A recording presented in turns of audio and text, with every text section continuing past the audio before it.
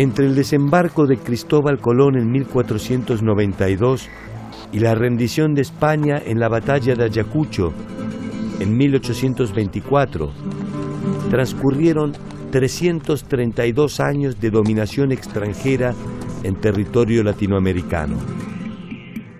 Ninguno de los monarcas españoles conoció nunca el territorio americano en ese lapso, y la corte portuguesa solo lo haría en 1807, escapando de la invasión bonapartista. Durante esos 3 siglos se ensayaron los más variados, burocráticos, originales y absurdos sistemas de administración y control social. Tarde o temprano todos fracasaron y acabaron dando origen a la crisis del sistema. ¿Cómo y por qué se derrumbó el sistema de dominación colonial?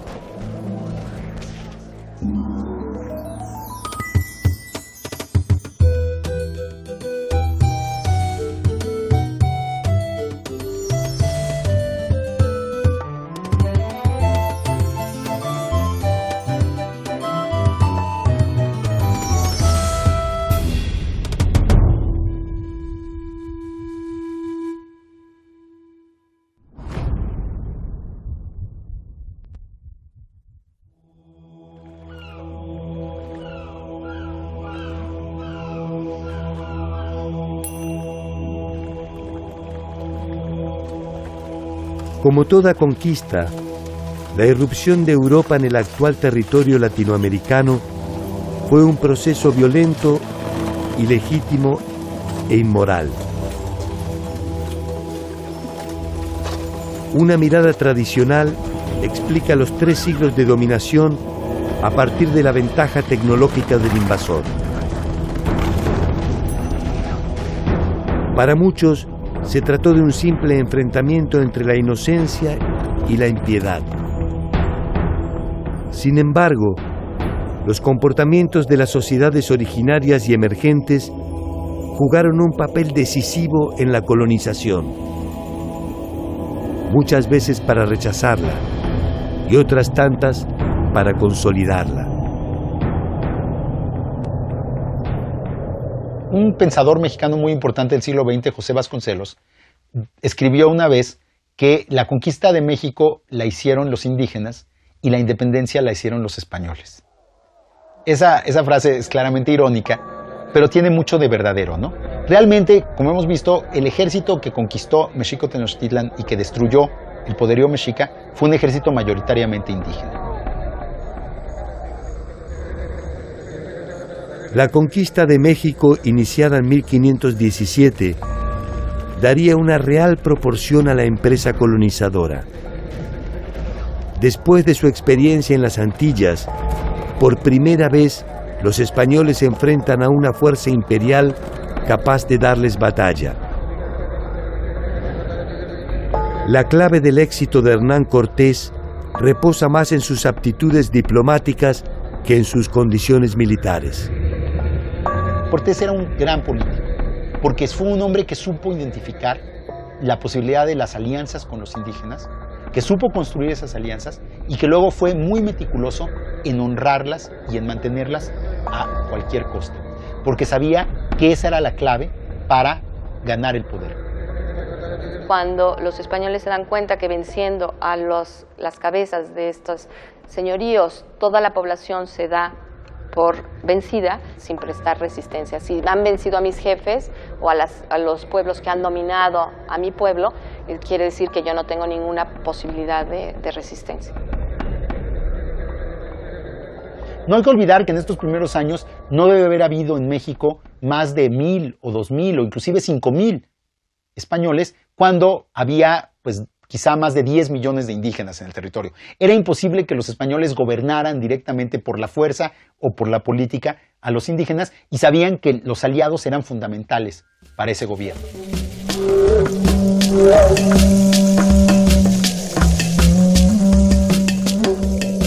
Podría resultar extraño que tamaña desproporción no haya desembocado en una resistencia más decidida y se haya reducido a esporádicas rebeliones. El régimen de tenencia de la tierra puede ser una de las razones de esta pasividad.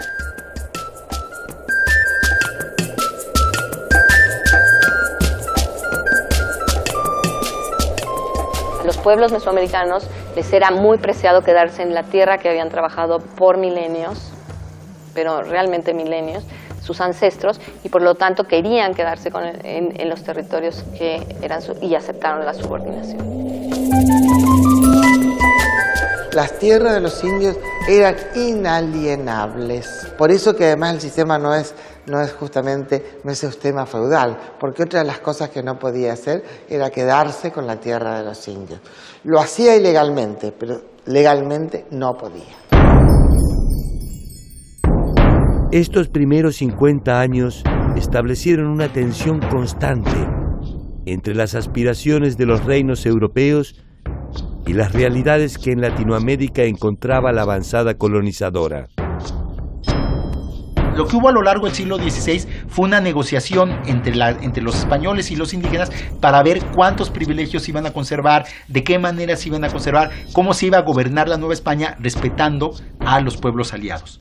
Conforme los españoles fueron ganando fuerza, fueron respetando menos a los aliados.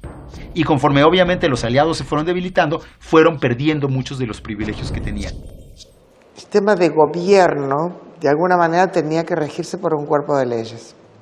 El rey no podía manejar esto, ¿no?, en forma personal. Hacía un consejo, como hay otros consejos en España, un consejo dedicado exclusivamente a los asuntos de Indias.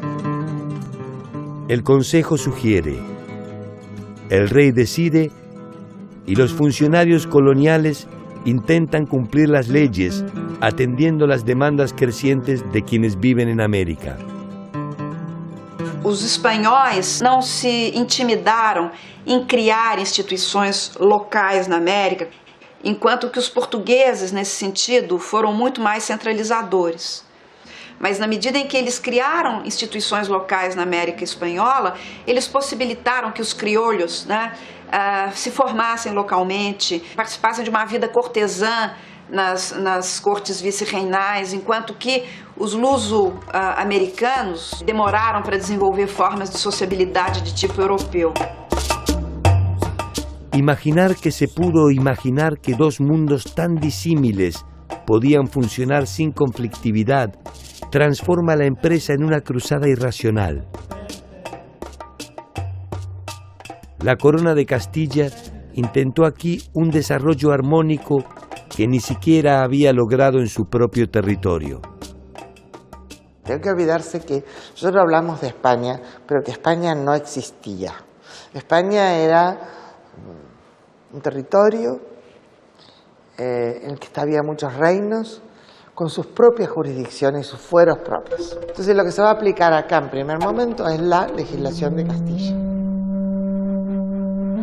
La nutrida legislación que emanaba de España intenta reglamentar la vida cotidiana, la convivencia entre dos culturas, las normas del comercio y el trabajo, y por si fuera poco, erradicar siglos de costumbres arraigadas. El problema de este Consejo de Indias es que la mayor parte de ellos nunca habían venido a América. Hubo algunos pocos casos de funcionarios que pasaron por América primero y luego fueron incorporados al Consejo de Indias. Esta gente nunca tenía una experiencia personal de cómo eran las Indias.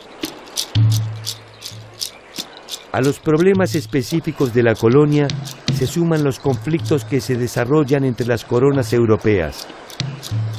El nuevo mapa del mundo se define en las Cortes y el Papa actúa como árbitro de las disputas, otorgando derechos a sus aliados, España y Portugal.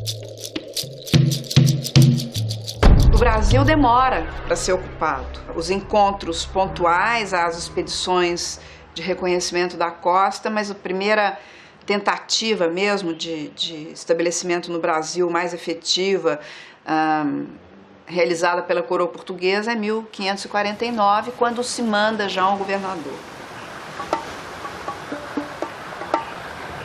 Para entonces, España no solo había conquistado al Imperio Azteca, sino que también había derrotado a los incas. Desde el oeste, una expedición comandada por Pizarro avanzaba hacia el Amazonas. La primera fundación de Buenos Aires ya había fracasado y Asunción se consolidaba como la ciudad más importante al sur continental. Brasil, en tanto, mantenía una precaria soberanía apoyado en el esfuerzo de los colonos. Há uma descontinuidade incrível na dominação portuguesa. A ocupação ela é descontínua e ela é descontígua, ou seja, com exceção da região de Minas Gerais, onde há uma malha urbana mais considerável, há um território imenso e parcamente ocupado. La expansión de las grandes potencias europeas en la búsqueda de nuevos mercados se alimentaba con cada civilización encontrada. Cada una de ellas despertaba una ilusión de riqueza que convocaba a los mercaderes del mundo deseosos de participar en el reparto de utilidades. España y Portugal poseían la llave para este mundo de abundancia. Não há um projeto racional de financiamento da empresa colonizadora, mas há uma combinação de iniciativas privadas e dinheiro do Estado. El descubrimiento de América se realiza por el financiamiento de muchas personas en Europa. En realidad, con el descubrimiento de América hemos financiado el renacimiento europeo y tal vez España ha sido el país menos beneficiario. Han sido más los ingleses, los holandeses, los belgas, los alemanes, los italianos. La exploración y la conquista del actual territorio del Brasil ofrecían muchas dificultades y hasta el momento no se había encontrado ningún reino que se acercara siquiera a la magnitud de los hallazgos españoles. Ese desinterés no tardó en ser interpretado como una invitación. Francia, Holanda e Inglaterra decidieron que era el momento de arrebatar las llaves del paraíso. O Brasil foi ocupado pelos franceses entre 1555 e 1560 no Rio de Janeiro. São os franceses que fundam o Rio de Janeiro praticamente, né? Os holandeses ocupam Pernambuco e há uma administração holandesa em Pernambuco durante quase 2 décadas. Portugal encontrará finalmente la manera de obtener rentabilidad de la aparente pobreza de la región mediante la producción agrícola. A partir do final do século XVI, a grande produção agrícola na América Portuguesa é a açucareira.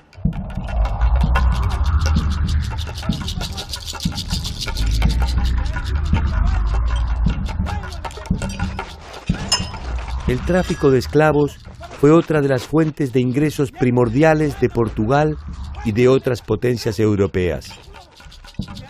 En 1518 se recibe el primer envío de esclavos africanos hacia América y el comercio no se detendrá hasta 1873, cuando el último de los cargamentos documentados llega al sur de la isla de Cuba.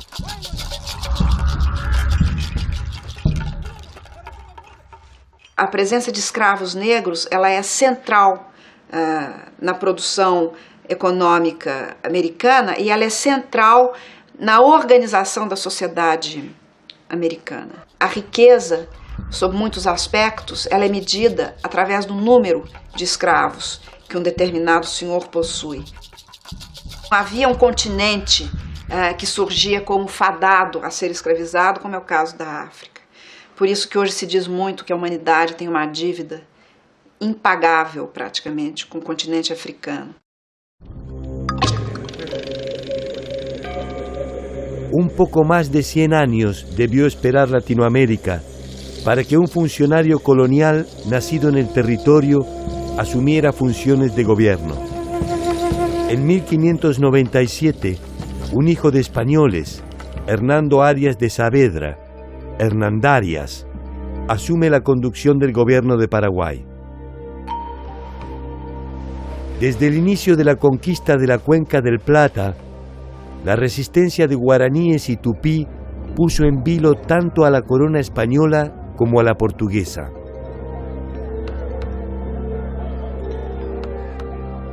Paraguay era un país pobre en el sentido de que no tenía oro ni plata. Si encima tampoco tenía indios para trabajar con los españoles, entonces era más pobre todavía.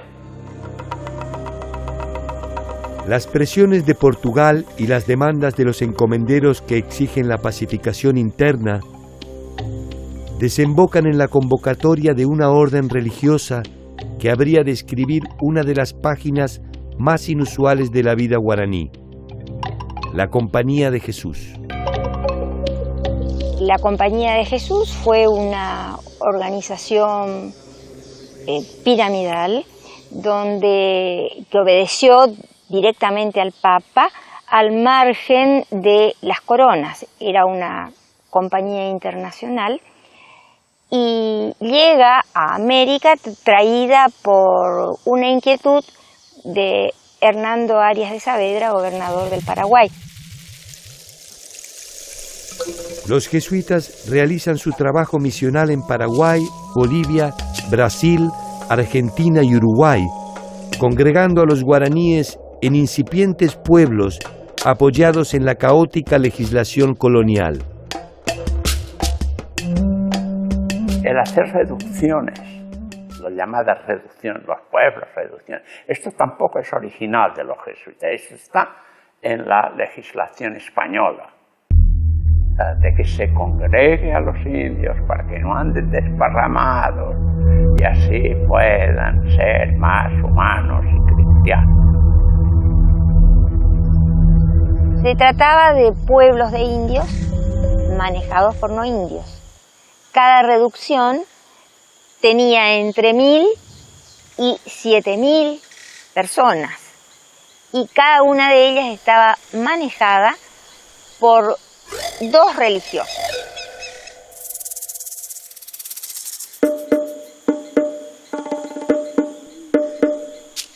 La experiencia jesuítica ha convocado innumerables debates.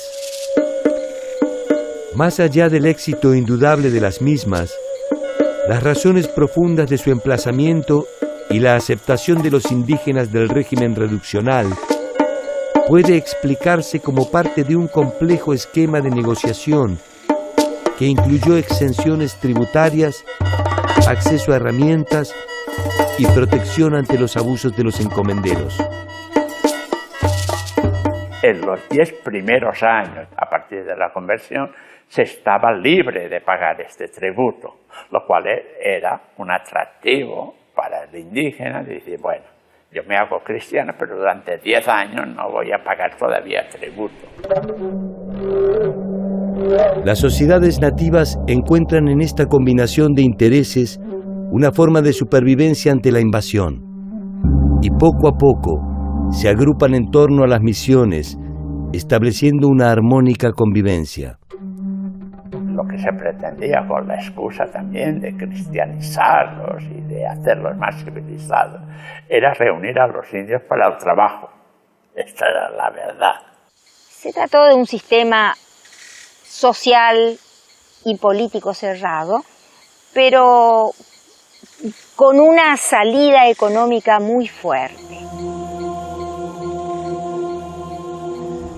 Las misiones crecieron exponencialmente y lo que en apariencia era una solución para el problema de la mano de obra nativa derivó en un enfrentamiento con los encomenderos españoles. Los encomenderos en un primer momento pensaban que al final estos indios iban a caer en sus manos y se dieron muy pronto cuenta de que no. Y no solamente no caían en sus manos, sino que llegaron a formar lo que a veces se ha llamado una república autónoma. Pero eran verdaderas ciudades totalmente planificadas, a diferencia de las hispanas, que eran caseríos sin planificación, En el momento justamente de la expulsión, en Santana habían 4.800 personas, en Loreto 7.000, en San Ignacio 6.800, Asunción, que era otra gran ciudad hispana, 2.000. Y en Buenos Aires, la más grande de las ciudades hispanas, 5.000. Con los jesuitas de esta época, con las reducciones que ellos empiezan, basados en la legislación española, basados en que también es un método para la misión, pero llevando el derecho a un nivel de radicalidad a lo cual los españoles no estaban acostumbrados, entonces hacen reducciones de indios para que puedan vivir por sus propios medios. Y con eso demostraron que estas sociedades indígenas tuvieron un grado de desarrollo, bueno, 10, 100 veces superior al propio español criollo. La experiencia jesuita nunca alcanzó ese grado de eficacia en otros territorios. Cada una de las versiones de Latinoamérica imponía su propio sello a las formas de organización. En el territorio andino, una figura distintiva habría de marcar los límites de la dominación colonial: el curaca.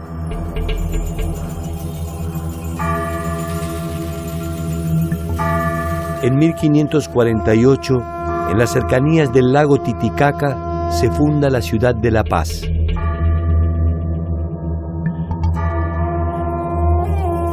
Los garantes del equilibrio andino eran los jefes regionales o curacas, que actuaban como nexo entre el mundo colonial y el indígena. Este contrato de convivencia se había establecido a partir de la derrota del Imperio Inca e incluía primordialmente a los jefes que habían prestado su colaboración a los conquistadores. La bisagra típica que había en el Estado colonial era que estaba entre la llamada República de Indios y la de República de Españoles. En unas partes llamaban cacique, en otras llamaban curaca. Estos eran los que tienen autoridad fuerte dentro del pueblo originario, y estos eran un puente, efectivamente, entre los dos. Los curacas se encargaban de cobrar los tributos, de recolectar la gente para ir a la mita, y a cambio de eso recibían un 5% de los tributos. Ellos no pagaban tributo, tenían derecho a la educación en la escuela de caciques, porque a los curacas se los denominó erróneamente caciques, trayendo la palabra desde el Caribe. Por ejemplo, en los testamentos se ve que tienen casas, haciendas, pequeñas haciendas, cuadros, muchas pinturas, es increíble la cantidad de pinturas, a veces hasta libros, mulas. Muchos manejaban el transporte de las mulas. Una de las principales fuentes de ingresos del gobierno español es el tributo. Cada uno de los miembros de la comunidad debía pagar al rey una suma de dinero anual. El tributo se fija en pesos, es decir, el indígena tiene que ir a vender su producción en el mercado, eso significa que va a ingresar al sistema mercantil, vende su producción en el mercado y con lo que gana ese mercado tiene que pagar el tributo. Se pagaba 2 veces al año, en San Juan, en junio, y en Navidad. La elección de las fechas no resulta casual. Las fiestas y celebraciones eran una institución de vital importancia en las relaciones de intercambio andinas.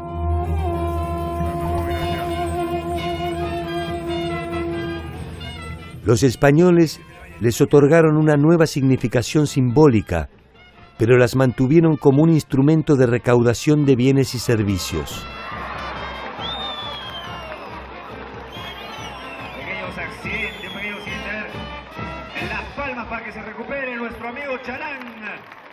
Siempre en estas fiestas era el momento en que también nombraban a los que tenían que ir a la mita de Potosí. Es decir, que llegaba allá y empezaba a recoger los tributos, y además de recoger los tributos, sabía quiénes tenían que ser los mitayos, los que tenían mita, es decir, que tenían turno para ir a Potosí.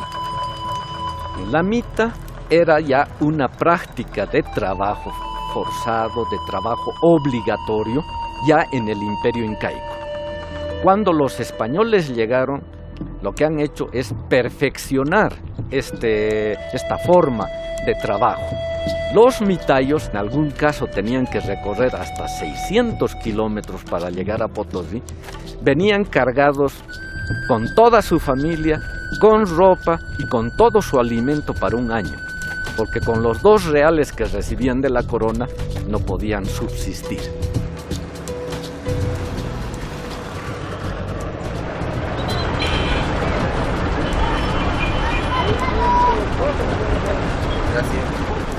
Ustedes no conocen y necesitan conocer la mina para trabajarla. Es que me gustaría que entren un hito por lo menos para conocerlo. No es como imaginan.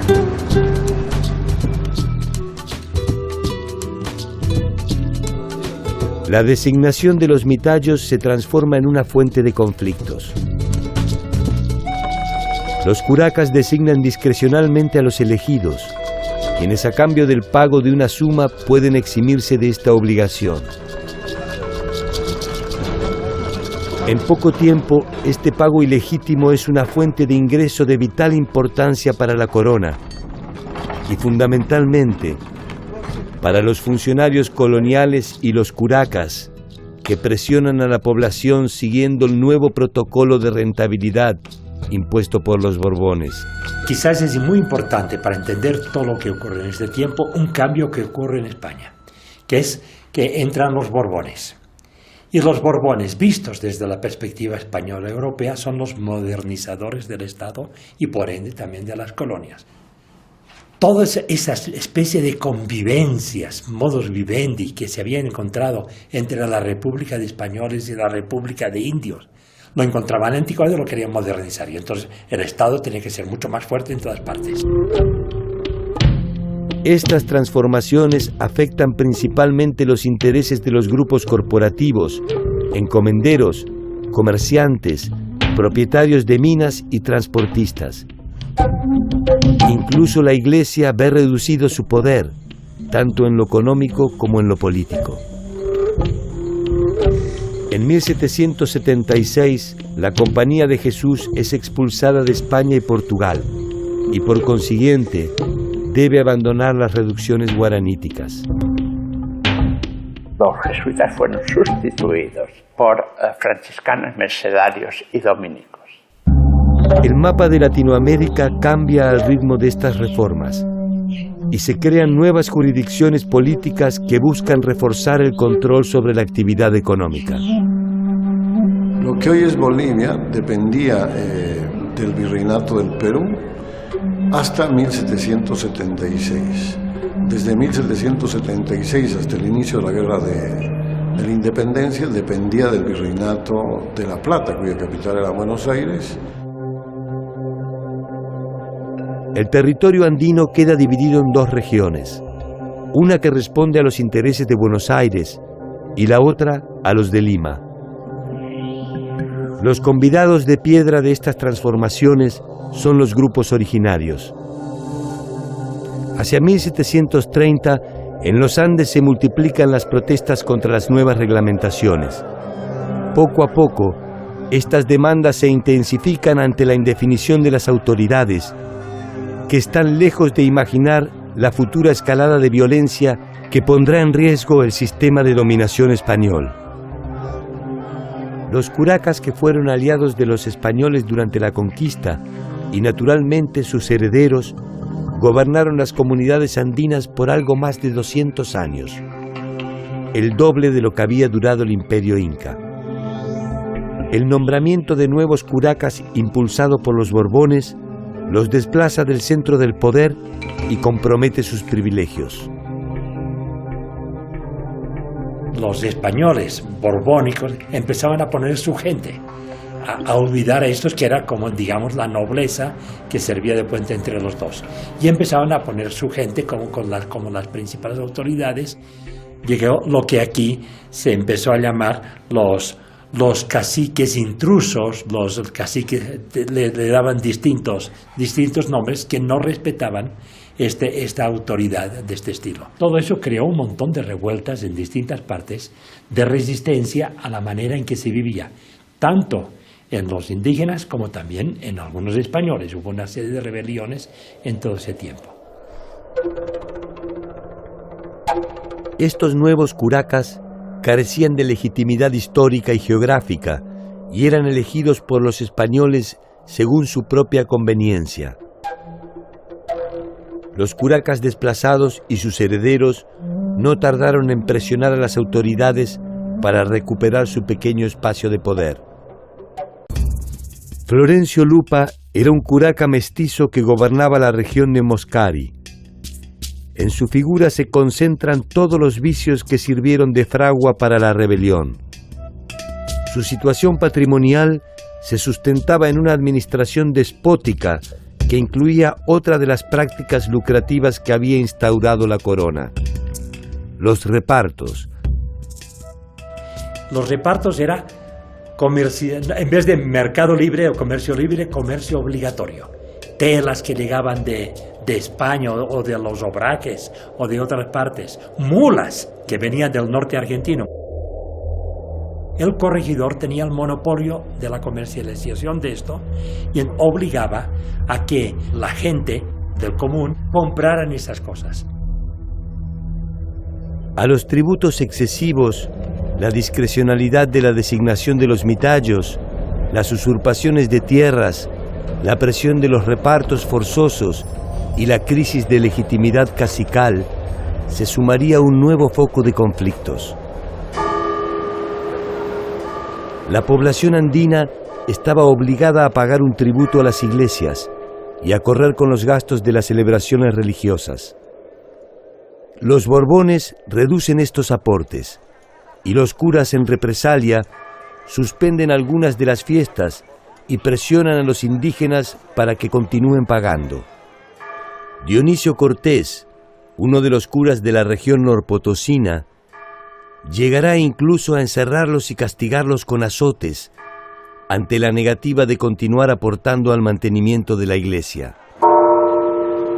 La audiencia de Charcas es la receptora de los reclamos indígenas e intenta mediante sus fallos aplacar el descontento generalizado. Algunos curacas históricos son restituidos a sus puestos, contrariando incluso las disposiciones de los corregidores. La población queda encerrada entre esta suma de conflictos de poder. Porque los indígenas justamente aprenden muy rápidamente a ingresar a la justicia, al sistema jurídico. Rápidamente aprenden a pleitear y ellos defienden muy hábilmente sus tierras con sus derechos, porque lo que va a aceptar España es la tradición oral que ellos transmiten. El 25 de marzo de 1778, Joaquín Alós asume como corregidor en la convulsionada región. Los indios de Moscari presionan a las autoridades para destituir a Florencio Lupa. Muy cerca de allí, en la localidad de Macha, se produce una protesta similar. Dos indígenas del lugar, Tomás Catari y Tomás Acho, intentan deponer al curaca que ha designado Alós, reclamando que ellos son los auténticos curacas de Macha. Alós los manda detener.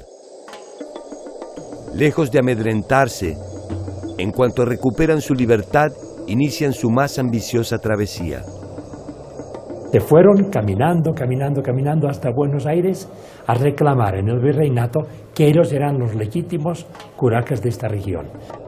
3000 kilómetros los separaban de la capital virreinal. Tomás Catari era un indio modesto, analfabeto, y su condición de heredero legítimo por vía del linaje era al menos cuestionable. Sin embargo, quizás en honor al carácter épico de la proeza, es recibido en Buenos Aires por el virrey Bertis, quien ordena investigar al corregidor Alós y reponer a Catari como curaca de Macha, de comprobarse la veracidad de sus planteos. A su regreso, en mayo de 1779, Tomás Katari es encarcelado nuevamente por Alós, quien confisca el documento firmado por el virrey aduciendo que es falso.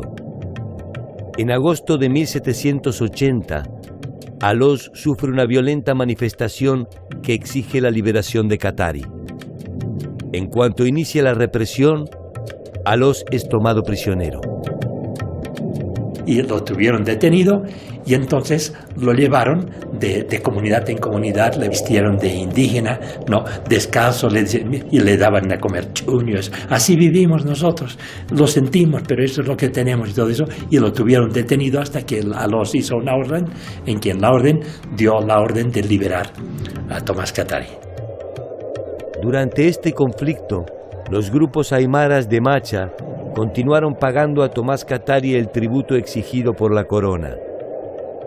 Katari no solo entregó esos tributos a las autoridades virreinales, también aumentó la recaudación, demostrando los manejos fraudulentos que se habían institucionalizado en la región.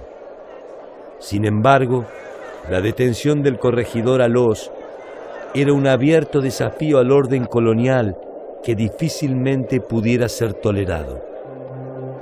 El 5 de septiembre de 1780 hay incertidumbre y preocupación en la ciudad de La Paz.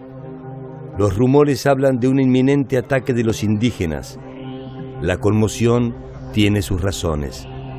En las puertas de la ciudad más representativa del poder español, sobre una cruz, se exhibe la cabeza del curaca más representativo de la corrupción local, Florencio Lupa, quien ha sido ejecutado por los rebeldes. Ante el desconcierto y el temor de las autoridades españolas, Tomás Katari es detenido nuevamente. Y fue entonces que, por influencia de unos españoles que trabajaban en minas de allá, agarraron a Tomás Katari y, llevándolo a Sucre, en unos barrancos que hay allá que se llaman Chataquilla, allá lo despeñaron. La muerte del líder llevaría a una espiral de violencia a la región. Sus hermanos Dámaso y Nicolás Katari se enfrentan ahora abiertamente con el régimen. Los españoles pierden el control territorial, abandonan las haciendas, se refugian en iglesias y ciudades, y los indígenas armados controlan la región norpotosina.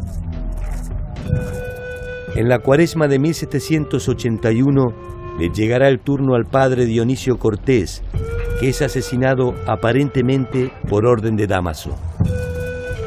Decenas de curacas funcionales a las autoridades también son asesinados. Una semana después, otro grupo de indios irrumpe en la iglesia de San Pedro de Buenavista y mata a más de 200 personas que se habían refugiado en el interior, incluyendo al sacerdote. Los hermanos Katari avanzan sobre la ciudad de La Paz y establecen un sitio desde las laderas de los cerros, en abierto desafío al poder español. No muy lejos de allí, Cusco, la que había sido la gloriosa capital del imperio incaico, vivirá un episodio similar. A medio camino entre Cusco y el lago Titicaca hay un lugar llamado Tungazuca, que es una hacienda cuyo propietario de esta hacienda era el cacique José Gabriel Condorcanqui, ese era su nombre. José Gabriel Condorcanqui, que pasaría a la historia como Tupac Amaru II, lidera una protesta similar contra los abusos de los corregidores. Así como este Tomás Katari era relativamente pobretón, no era un ricacho, pues él era un señor de esos así, había estudiado en el colegio de los jesuitas, no el para hijos de caciques, sino el de los españoles. Tenía mucha conciencia de su nobleza inca, tenía un pleito en el virreinato por el marquesado de Oropesa, es decir, un título nobiliario español. Mientras que la sublevación de los cataris fue la consecuencia de un proceso algo improvisado, la de Tupac Amaru fue una acción premeditada que perseguía fines específicos: la búsqueda del poder. el corregidor de la región de Tinta, don Antonio de Arriaga, serviría de instrumento para dar inicio a la rebelión y hacerla irreversible. Fue el día 4 de noviembre del mismo año, del 1780. Tupac Amaru, que hizo toda una gran fiesta en su finca de Tunca-Suca, invitó al corregidor. Cuando se estaba yendo, le hicieron una emboscada allí a la salida de ahí y lo trajeron detenido, preso ya, y empezó a hacer un juicio a Arriaga por las cosas que había hecho contra su pueblo. La sorpresa de Arriaga debe haber sido mayúscula. Un nativo se arrogaba el poder de justicia en territorio español. Al menos no fue una sorpresa duradera. 6 días después sería encontrado culpable y Tupac Amaru II daría un paso más arriesgado. Levantó una horca, que era privilegio de los españoles, y lo colgaron. Y a partir de eso, entonces empezó una rebelión, y ahí Tupac Amaru buscó una alianza con los mestizos del Cusco. Los indígenas de la región, cansados de los abusos, se suman mayoritariamente al llamado de Tupac Amaru, quien al mando de un improvisado ejército obtiene una primera victoria en Sangarará. Ahora se encamina a Cusco. Su esperanza es que los criollos se plieguen al movimiento ante la promesa de libre comercio y supresión de impuestos. Los criollos finalmente eligen el dominio colonial. Tupac Amaru llegó a cercar el Cusco, pero no tuvo éxito. Lo persiguieron y en una batalla no lejos de Tunga-Suca, allá perdió, alguien lo denunció y entonces lo ejecutaron en la plaza del Cusco con los 4 caballos. Cada parte de su cuerpo iba a un sitio que había sido rebelde para escarmiento. Y así fue que acabó Tupac Amaru pronto, bastante pronto. Algunos de sus capitanes alcanzan a escapar hacia el sur, donde la rebelión iniciada por los Katari aún no se había apagado. Los Katari todavía mantienen el cerco sobre La Paz y están en condiciones de dar el golpe definitivo, pero las diferencias internas entre los grupos rebeldes, fundamentalmente los de Macha y Pocoata, paralizan el movimiento. El cerco se diluye y algunos curacas comienzan a ver que quizás han ido demasiado lejos. Los hermanos Katari y los principales líderes rebeldes son delatados por sus propios compañeros y apresados por las autoridades españolas. Los traidores recibirán a cambio una amnistía general y la restitución de sus privilegios. La caída de Nicolás y de Dámaso en las puertas de Sucre ocurrió a principios del 81. Los detuvieron, les hicieron un juicio y los ajusticiaron. Dámaso Katari y su hermano Nicolás, junto con otros insurgentes, fueron ahorcados en la plaza pública. La orden exigía que sus restos mutilados se exhibieran en las cabeceras de los pueblos rebeldes. Pese al escarmiento ejemplar, el control de la región estaba lejos de volver al estado anterior a la revuelta. Entre Potosí y La Paz se encuentra la ciudad de Oruro. De allí surgiría el líder que podría reunir ambas rebeliones bajo un solo nombre, Julián Apaza. Ya se sabía que Tomás Katari lo habían matado, ¿no? Que Tupac Amaru ya lo habían matado, y entonces él hizo una sesión de lo que se podría llamar de chamacanis. Chamacani es el nombre de uno de los sacerdotes, de los profetas, diríamos, de la cultura aymara, que quiere decir el dueño de la oscuridad, ¿no? Que hablan con los cerros, con la madre tierra, etcétera, etcétera, desde la oscuridad. No tienen contacto, como una especie de medium. Entonces, en una sesión, en un cuartito, no se sabe dónde, él estaba ya acurrucado, tapado con un poncho, y de repente empezó a hablar, y le empezaron a preguntar, ¿y quién eres? Y de repente dijo, soy Tomás Tupac Katari.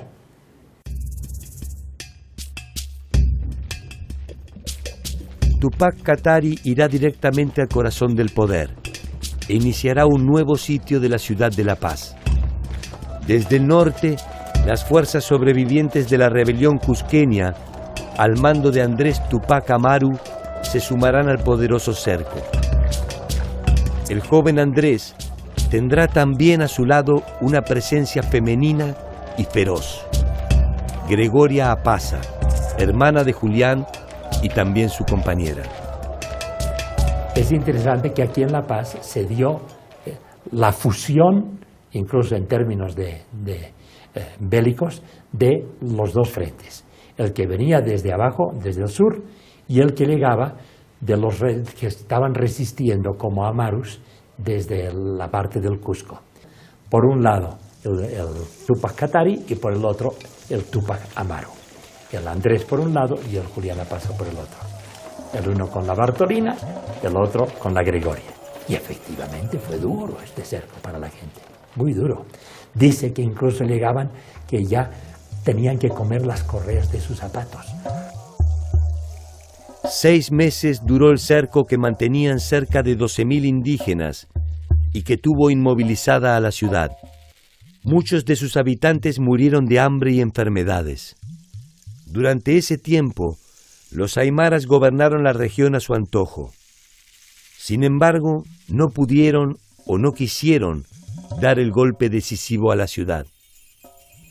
Fuerzas españolas fuertemente pertrechadas llegaron finalmente a la zona y los indios fueron dispersados. Túpac Katari logró escapar a la espera de una nueva oportunidad de recomenzar la rebelión.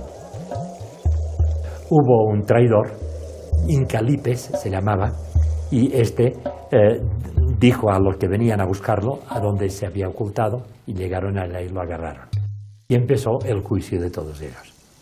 Efectivamente, la solución final fue que también los condenaron a la misma pena de ser descuartizados por 4 caballos, como habían hecho antes con Túpac Amaru.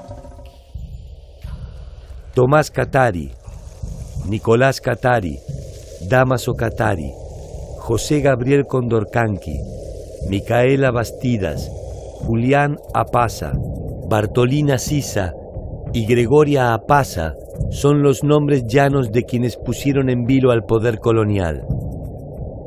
Sus motivaciones iniciales fueron diferentes y sus finales apenas se diferenciaron en los grados de crueldad con el que fueron ajusticiados. Cuando sus restos fueron esparcidos por el territorio andino, perdieron sus individualidades y fueron semillas de otros Amarus y Kataris.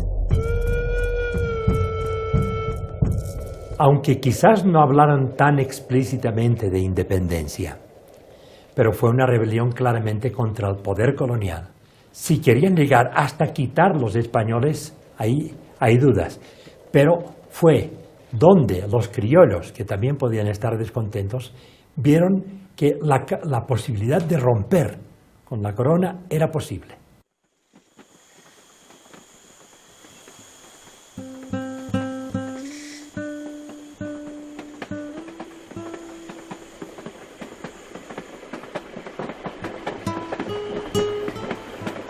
La próxima estación en la historia de Latinoamérica es la de las guerras de la independencia. Allí se detendrá el viaje de la conquista europea y se iniciará una nueva y no menos conflictiva instancia política. Los pueblos originarios perdieron en esa ocasión el tren que podría haberlos llevado a una demorada victoria. La fanática convicción del poder colonial los había homogeneizado como tributarios sometidos. Ese sometimiento estableció un grado de pertenencia común que originó muchas de las rebeliones indianas. La compra de voluntades y la obtención de módicos privilegios finalmente definieron la suerte de las revueltas. Mientras que algunos grupos resistieron con perseverancia la dominación, otros muchos prefirieron amoldarse a las condiciones del vencedor, dando el impulso necesario para prorrogar el sometimiento. Quizás ese sea el único saber que nos legó la larga noche de la ignorancia.